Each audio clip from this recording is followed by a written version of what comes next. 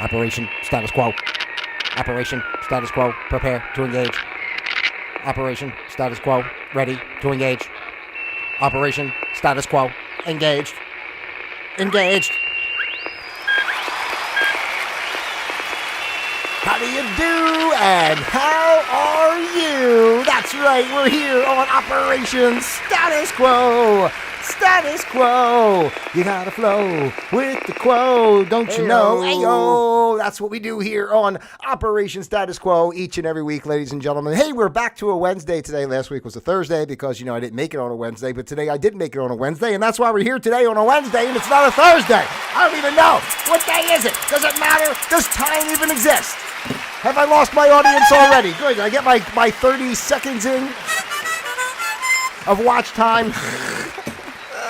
It's so funny. I've been enjoying, I always talk about enjoying doing the bits and such that I've been working on. You can find those in my shorts section, of course, or if you'd like to see my shorts, let me know. We can work that out on a more private level. But it's funny because I love doing the show so much. It's so much easier for me in a way to do this show because it just comes off the top of my head. It's a live stream of consciousness, right? And I'm always just talking and saying, and I just express, doing the bits. I got to film everything and put them together. Although I do get more views on the bits, than the show, because who's going to sit here and listen to me ramble like this for 20 minutes to a half an hour, generally like a half an hour, right? But anyway, we'll see how long the show goes today. I am Pete Palma, ladies and gentlemen. I am your user-friendly host, broadcasting live from the comfy confines of my very own home here in beautiful Florida. Where are you? You in Florida? Come on. Ding, ding, ding, ding, ding, ding, ding, ding, ding. Where's my drum? I haven't used the drum in a while. Hey-o. Yeah. Oh, my goodness gracious. Yeah, I'm broadcasting live. I said that already. This is Operation Status Quo, a place where we observe the status quo of life. We learn to flow with the status quo of life. And then, of course, most importantly, we create our own flow of quo, because that's the only way to go. So what are you doing out there right now to create your own flow of quo? Let me know in the comments below. Because if you're not living your flow of quo, you're living someone else's flow. And that's a no, right here on Operation Status Quo. I'm laughing to myself because, I stopped there to do the drum, and then I forgot where I was in my little rant, and then I had to remember, and it reminded me of last week when I did the show last week. I brought up Tom Hanks, right? And I wanted to say something, but then I got into a whole nother tangent about Tom Hanks and what, anyway, but what I wanted to say, because what I was talking about last week was, through what I was talking about last week, I was trying, to encourage people in a sense. Well, we're always trying to encourage people here on Operation Status Quo. That's really, no matter what you perceive from what's going on, this is a place of love, togetherness, and encouragement, one way or another. It's got to do something for somebody. But Tom Hanks in the movie Castaway, when he said he realized that, I had to keep breathing because tomorrow the sun will rise. And you never know what the tide will bring. And, that was the message I was trying to encapsulate last week, basically. That's why I brought up Tom Hanks. But, of course, my brain goes in a million gazillion tangents, and I forget what the hell I'm talking about while I'm talking about it, right? And but that's what I was trying to encapsulate last week, because as crazy as our world seems and everything that's going on and the struggles that we face in our daily lives, no matter what, whether it be what we see on the world stage or just our own day-to-day life, there are always ups and downs and such, but you have to remember, in Tom Hanks, although he may very well be a pedophile, I don't know, but if that, aside from that, he did say it correctly in Castaway when he said what I just said. You have to keep breathing and you have to keep going, because you never know what the next day will bring, essentially, right? You never know. Like tomorrow, somebody might watch this show and click like. Yeah, it could be you. You could be the one that does it. Come on, help me out. Yeah.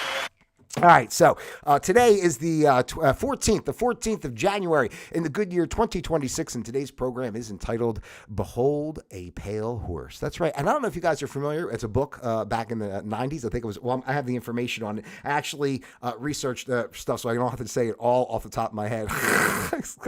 But here's what I found interesting and why I'm talking about this today, because, things have really been, seemingly heating up if you watch what goes on politically, globally and on the world stage and such.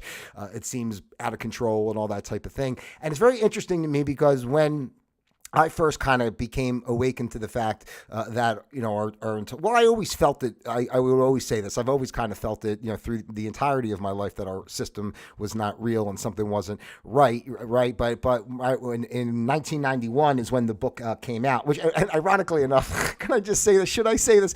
I've never read the book, but I know people who have, and we used to have discussions about it a lot back then, and I perused parts of it, but never actually sat and read it from cover to cover, which really doesn't matter because the information in there is the same. This is why I'm bringing it up, because the information in there at that time was an awakening to me. It was looked at as a conspiracy thing, and I'll talk more about it a little bit in a moment. But it was considered conspiracy type things, but it was a guy who worked in the military and such that was divulging this type of information.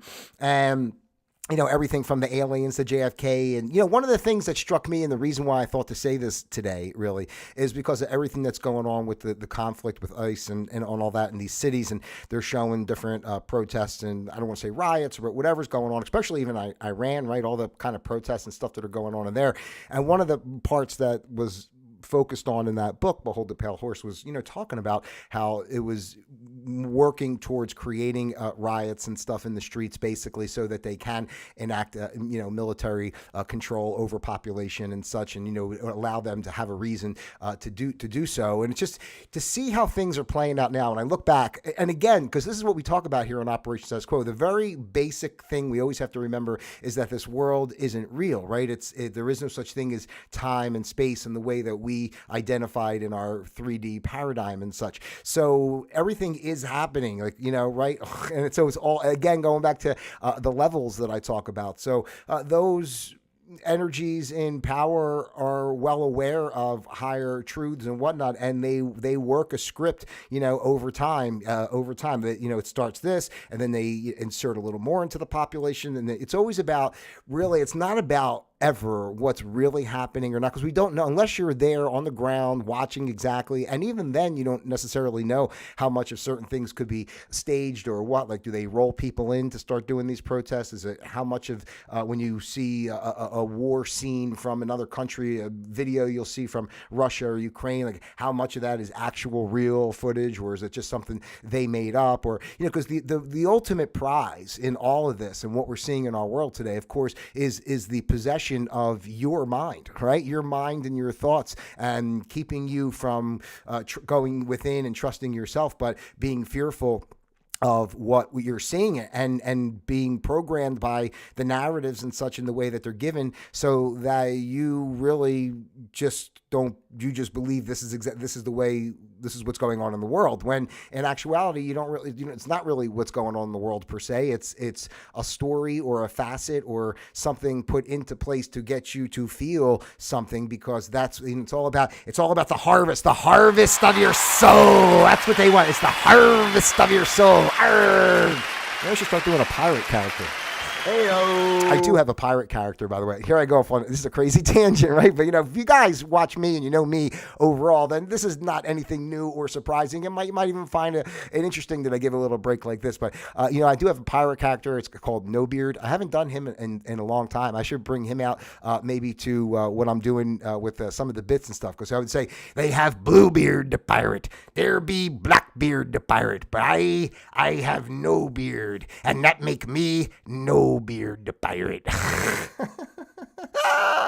But anyway, with the Behold the Pale Horse thing, when I found that information back then, and just, but here's the thing about it that I want to just kind of say, because it's not all about things being conspiracy, and because I don't believe, again, that there's good or bad, right or wrong type thing, as much as it's just frequencies and energies, and they both play out in the ways that they play out. So, to go down the heavy conspiracy side, like if you ever followed David Icke and his work and stuff, everything's always kind of more so about the reptilians and them really controlling humanity, and everything's always this heavy, no matter what. Even the people that seem like they might be trying to do good are actually part of the evil that are just programming the next step. It's always like a heaviness to a lot of the conspiracy side stuff, which I'm not necessarily against. I mean, I'm not against the ideas and concepts of what the conspiracy side of things shows as far as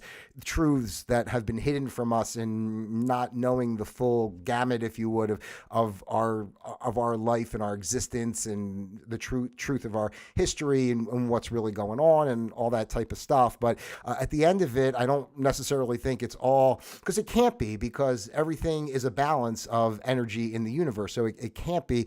So although we see, and people look at it a lot, everything is about another level of oppression, but in the same regard, there has to be, and I believe there are. I believe there's a lot of people that are. There's a lot of forces, whatever, because otherwise if it was all that way, one way, then we would already be done, right? I mean, like, how hard would it be to basically capture the human population, even if it was aliens who wanted to breed us to feed off of our fears and emotions, on different levels, not just like physical, but feed off of us energetically and stuff. Even if it was that way, they can easily just breed us and, have us like somewhere and just do whatever they have to do, just like we do with cattle, right? You keep a cattle penned in, you keep them occupied in the whatever, wherever they are, and then you sneak up behind them, and before you know it, you chop off their head and you're eating a steak. It's a beautiful night.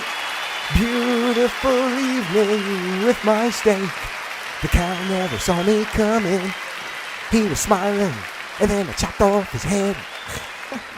Hey-o. That's like what's going on with us. It's like people are just like wandering around in the Walmart and the stores or shopping on Amazon or going to Starbucks or doing whatever BS thing that they do. And then what happens? They come along and basically chop off your head. Essentially is what's happening, even though you don't really realize that your head's chopped off because you're not in touch with your soul and you don't really know what's going on. It's a funny thing too, that, I watch like a lot of the astrology stuff and all, and I'm going to go back to Behold the Pale Horse. So just hold on one second. I can't help myself with my constant interrupting and distracting myself. But with some of the astrology stuff I watch, there's this one woman, she does a great job, and she was just talking about like how much the mental health issues and all that we see in our society today. Of course, because our society is totally broken and doing everything outside of what flows natural to our souls. So, I mean, of course, you're going to have a lot of mental health issues. And she was saying, wouldn't it be interesting if, like, as convenient and accessible as Starbucks is everywhere, why is, like, you should have like mental health stores? Like, she was just trying to say it should be places all over the place where people could just walk in and get the help, instead of, you see, how it is, like anything you have to make an appointment for, a doctor, you're paying, or insurance, or this or that. People have problems. If you're feeling down, you should be able to walk into it. So maybe they can combine Starbucks. You get a coffee and a therapy session. It's like, you cost so much for the coffee, an extra $5, you get somebody to listen to you, whine for a little while. But it's true, though. They're for everything, the addiction issues and all, and it's just people who've really lost their way and such. And it would be nice if our world was gracious in a sense. Like, think about it. That's what I'm always trying to talk about. Just why, people could, think I'm a whatever and, get mad at the way I present certain things or not agree or whatnot, whatever. But doesn't it just kind of make sense? Why would we not want to have a world that is open and gracious towards each other, towards oneness, towards helping? Why do we want to stay in with the blinders on in just this little facet? Is there so much comfort in being led by others? Is there so much comfort in, being fed whatever foods and pharmaceuticals and media that they present? Is it just so comfortable to live in that little bubble, right? That no one or a large portion of people don't even have the concept or will or whatever to want to even try something different. Is it so bad to leave outside of what is quote unquote known? Is it really that fearful? I don't know. I'm a type of person that, I'm always looking for, well, what else is out there? What's beyond this and what's beyond that? And if we got to this step, what's another step, right? It's like you're so much to experience. And yet a majority of people, I don't ever want to blame people and because I understand the weight of the programming, because I was in that way too. Even when I disagreed with everything and thought the system was, a lie, I still was participating a lot more than I am now. Like, as far as, mainstream just ways, like even the sports and all. Like I can't even barely watch sports anymore. I enjoy them a little bit, but it's just like I can't even enjoy even TV. It's like I turn on the TV and sometimes like I start to try to watch just a little TV or something, and I start to feel, I just feel anxious and it makes me feel horrible. Like I don't even want to be involved with what they're showing and what's going on. Like the energy, I just want to do other things. Like, but some people they just want to do whatever is being fed to them. So let me go back to Behold the Pale Horse, because I'm bringing it up because mostly because of what we're seeing going on with the ICE stuff and the rioting or protesting and all, and it's getting more and more, and it's growing and it's becoming more intense. And it really reminded me of the book and how it was talking about that was part of the plan as far as getting people to be that way. But for those of you who don't know the book, Behold a Pale Horse is a widely influential and controversial 1991 book by Milton William Cooper that serves as a foundational text in modern conspiracy theory. Of course, I went to, Chat GPT for some of the particulars on this, so they're going to word it in a certain way. It blends various unproven claims. I love how they always say it that way. Like, even though we're telling you what's kind of going on behind the scenes, we got to make sure it's said that it's unproven and it's a conspiracy theory. That's the part that always gets me. We should just be honest. I've always said this before. I wish the leaders would just be honest. Say, listen, we're screwing you over every which way we can, all right? We're not going to let you get any breathing room or get ahead in any way in this life. But just be honest. Like I always said that. Like I think I've sure said that here before. Like I don't mind somebody being an asshole. Just be honest. Like, yes, I am an asshole, right? Like, I'm honest about my flaws. And there's a multitude of them. Maybe we can do a show on that sometime. But it blends various unproven claims about government secrets, global conspiracies, and extraterrestrial life, and has become a bestseller, particularly in the American prison system. I love how they say it. They make it like it's, oh my gosh. But some of the key themes and assertions in the book, ladies and gentlemen, if you're not familiar with it, of course, you can go read it. It's out there. Behold the Pale Horse. I just said it. And the guy's name is Milton William Cooper. Secret Government and New World Order. The book's central thesis is the existence of a secretive international organization, which Cooper identifies with the Illuminati, that is manipulating global events to establish a totalitarian one world government or New World Order. And if you think back to when the first George Bush was president. That's what he was always saying. I think it was him that was saying New World Order before his son, right? I do believe that it was him saying, it was the first George Bush. It was New World Order, New World Order. It was even in that ministry song. Which ministry? New World Order was the name. It was NWO was the name of that ministry song, and they were playing the George Bush part, going New World Order. What we're looking at is good and evil, right and wrong. And everybody cheers, right? But think about it. So just like I was saying, how it's programming over the course of time. And why I find it fascinating, again, in another facet of why I'm talking about it again too, is everything we're seeing now. I mean, think about how much is coming out and all the things that are being talked about and how people are starting to really look at things. Listen, if you're not one of those people, you're not watching the show anyway. But, if you're watching the show and you're into the type of ideas that I express, then you at least have some sort of curiosity or concept or thought process that says something's not right here with the whole thing. Whether, unfortunately, in today's world, everybody wants to focus on, the political figures involved, especially the T-man, everybody wants to focus on him. And I've said this so many times that it's not about him. He is the energetic frequency to create the uproar and the stir to make the change, because for him to play the role in the way he's playing and for the narratives to come out in the way they come out of as far as trying to say that he's just a narcissistic maniac trying to get his way, whatever he wants, dictator, all that stuff. But the truth is that's what the whole system has been doing. It's not a person has been a narcissistic dictator. It's the system itself is designed. It's a narcissistic, totalitarian system that has been designed from the get-go, and that's what's been going on. I've always said, people think they're so free in America, but you're not free. There's no free. You're only free because you can walk down the street and go get a pizza. Everybody thinks they're free, but you go because you can go to Wawa or wherever. Wawa's a local, but wherever you go, your convenience store and get a hoagie, a sub, whatever the hell you guys call the sandwiches wherever you are. I call it a hoagie. But, you go get a sandwich somewhere, a po' boy, go get you one of your po' boy sandwiches, right? And it's all shit slop food anyway, but you're free because you can go get a Snickers bar anywhere you want, right? I mean, it's just, come on. When you think about it, they're feeding you slop and telling you you're free because you can go buy the slop that they're feeding you. And not only feeding you physically for food, but also mentally and emotionally, right? They're feeding you slop every which way around. No one ever tries to make anything better for anybody, really. They talk about do, and the things are so hard and we're trying, but nobody's trying. It's just and it's been going on. I mean, even before, obviously this book came out in 91, so this is going on, even you can go back to Roswell and stuff, the 40s, right? I mean, it's even before that, like, quite honestly, aliens and that kind of thing. It's just part of the totality of existence. They've always been around, right?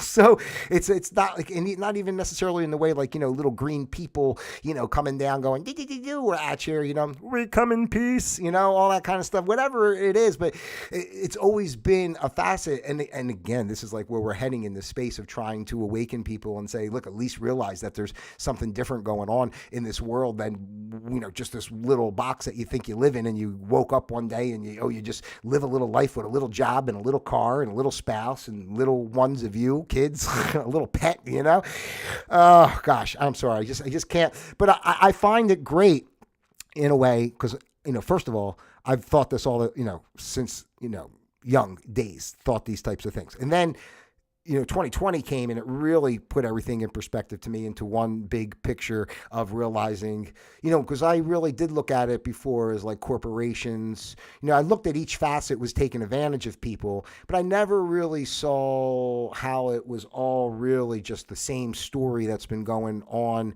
the whole time, and how the pieces work together, whether it be the corporations, the banks, the education system, our medical system, the food production, the way that we're given power to live, electricity and stuff. Like everything is like, wow. And when you see it in that regard, and the COVID did that for me, that when they came at people in that regard, then I realized, oh my gosh, that's why I took myself out of the mainstream and moved to Florida. And I've been enjoying my life since then. I hope you're enjoying your life too. I hope you're enjoying Operation Status Quo right now. If you are, please click like and subscribe. Why not? It won't hurt you. And it makes me feel like my time is worthy. It makes me feel like I'm validated as a human being. So, okay, I talked about the secret government. The book also talks about UFOs and extraterrestrials. Cooper, who claimed to have claimed, I'm sure you can find this out whether it's true. I love how they make it like everything's not true the way they write it. See, that's how subversive everything is. You have to think about when you're watching the news or reading material that comes out, like everything, right? They put words in it in just a way, they tell you, but they always make it like, well, this isn't really true, but we're just telling you what they're saying. But it's interesting because, like I said, there's no good or bad, right or wrong. So there's forces at play that are working together. So I would say at least they're talking about things now a lot more than they were before in ways that are bringing things to light, even though they don't come out and say this is exactly what's going on. Like they never just come out and say like about Epstein or something and talk about him and with JP Morgan working for them and being their number one client and all the money that went around and all the people that were bought off with sex trade and everything else, and with what I mean, like they don't talk about how that was a whole business really on another level, and then they manage all the money in a certain way. And what I'm trying to say, the news is never, I don't know how that information will get out exactly. I can't imagine World News or something coming on one day and David Muir saying any kind of truth, right? I mean, he's a robot anyway, or an AI, so whatever he is. But can I get back to the UFOs? Cooper, who had claimed to have served in naval intelligence, I thought he was a CIA guy, but I'm not really sure 100%. But anyway, he alleged he saw top secret documents revealing government dealings with aliens since the 1940s. He claimed that an agreement was made with extraterrestrials allowing for human abductions in exchange for technology. So, I mean, again, these are stories that have been talked about for obviously a long time, and we're not sure, the validity in as far as how much exactly is true of what or what, but at the same time, I think it's important to note This shit's been going on like forever, and it's like it's taken, think about it. I mean, since the 40s, and now here we are. I mean, 86 years later, if you want to say 1940, right? I just mean are we out of our minds that it took like 2 generations, or how many generations? What do I do? Is it every 20 years? How many years is a generation? I don't even know, but just say 20 years. Every 20 years, like 4, 5 generations it takes of people to finally even be getting to the tip of the iceberg, to start saying that, there's once you acknowledge it, then you have to go through it and really know what was going on and figure all that out. Okay, the JFK assassination was something else that was in his book. Cooper asserted that President John F. Kennedy was assassinated because he was planning to reveal the alien presence to the public. The fatal shot, he claimed, was delivered by the limousine driver using an alien gas pressure device. Now, I also heard that JFK was basically killed because he was going to do away with the Federal Reserve and, was going to allow for actual free trade instead of everything being whatchamacallit, gosh, the word went right out of my head, but derivatives, instead of everything just being like pieces, non-existent pieces of items, things would actually be a fair financial system. I'm sure there was a multitude of reasons why they killed him. But I also did hear, I mean, it's funny that I didn't hear that the limousine, I did think that he was shot from inside the car. Other people say that it was actually his wife. They showed some kind of video that makes it look like she does it before she's climbing out the back. I don't really know, but it did look like he was, killed from the car. So it's funny that they say that here too, because I have seen some things that discuss that he actually killed in the car from someone within the car. Man-made diseases. The book suggests that HIV/AIDS was created in a government laboratory as a man-made disease to target minority populations, Black, Hispanics, and homosexuals. I've heard that a multitude of times too, just like they created the COVID, right, and sent it out there to target. I guess they really were targeting more like elderly and stuff, right, because I think they wanted to wipe out that World War II generation. That's why they wouldn't let anybody into the homes, and they just kept people separated from each other. Really crazy. Anyway, the war on drugs was another thing that was discussed in the book. The war on drugs is presented as a tool for systematic oppression and population control, which is also true. I never understood about, with drugs in general. It's like, just let people do what they want to do. I'm not saying everybody should be running around like doing heroin and these like heavy drugs that are, totally F up your life. But again, if people were more, if people were taught the right way from the beginning and given opportunity to resonate with their true selves, they wouldn't be looking necessarily so much for, these crazy hard drugs to totally disassociate from being with the world. Anyway, it's like they pump the drugs into the communities and stuff. Like, why do these, just like in Boys to Men, I think it was, is it Boys to Men? No, not Boys to Men is the band. What's Boys in the Hood? What the hell's the name of the movie? With Cuba Gooding Jr. and when he gets shot and everything. Anyway, I think Boys in the Hood, is that what it's called? Boys to Men, Boys in the Hood. Anyway, but they talked about a lot in there, just how like there's like liquor stores on every corner and all that kind of stuff. I mean, I see it in these like city areas, even around here. Everywhere you go, it's a liquor store and a drug store and a this. Like I said earlier, why is there not a mental health place somewhere for people to do that instead if they're having a bad day? So, but anyway, the book in general is considered to be a polarizing work. Admirers praise its breadth and apparent foresight regarding surveillance and government power, while critics point to its reliance on dubious sources, failed predictions, and chaotic structure. So, I mean, take it for what it is. Despite the criticism, the book has had a significant cultural impact. It is considered an underground classic and has been referenced in pop culture and cited as an influence within militia and anti-government circles. Well, I don't want to go that far and start. I never would incite anything as far as militia. And I mean, I guess if you really had to defend yourself, but that's a whole thing. I don't know. I'm not looking to start wars. The whole point of it is to not fight. Right? The whole point of it is to live in a space where The violence doesn't even need to occur. And those who choose to do so are really in another space, and it's not going to affect you because you're living in a space beyond that. But I don't know. It's basically what I wanted to share today overall. It's like interesting when you think about as we're watching what's going on in the world today, and you see that, not that this book is the be all end all, but it was a book in my younger days that really got me going with realizing and seeing what was, going on in our world. I remember back when I was younger too, I used to take all my money, like my dollar bills and stuff, and I would always write, "Where is my gold?"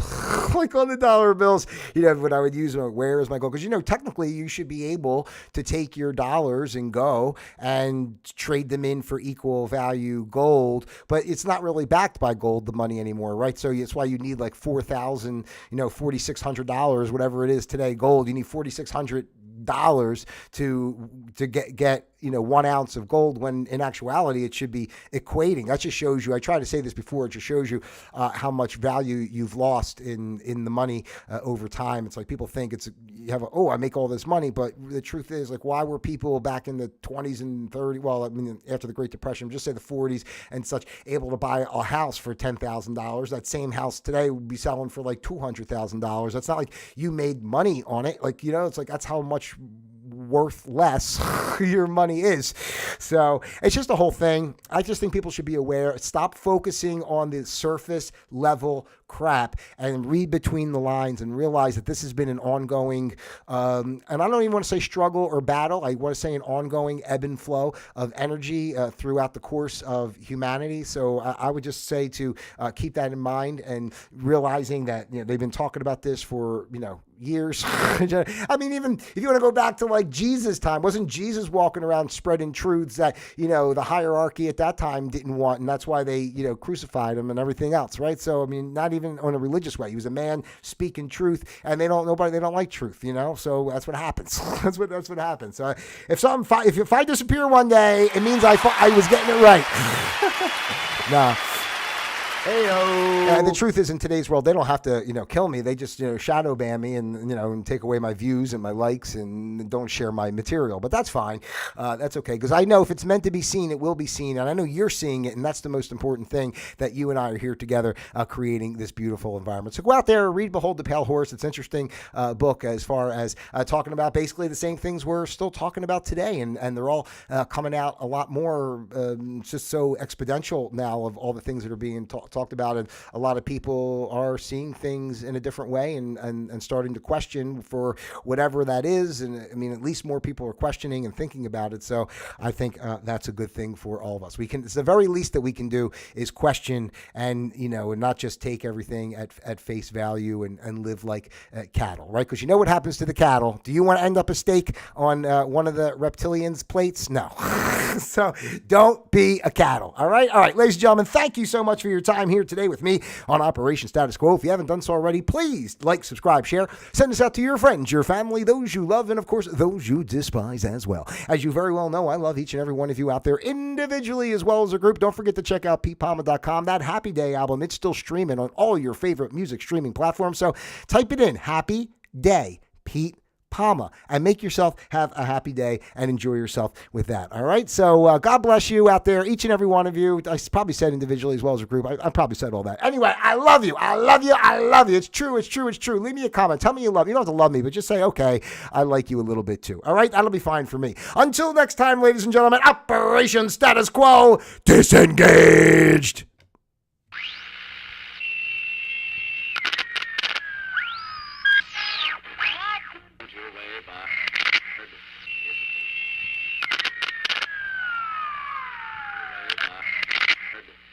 Boulevard of 10 short blocks.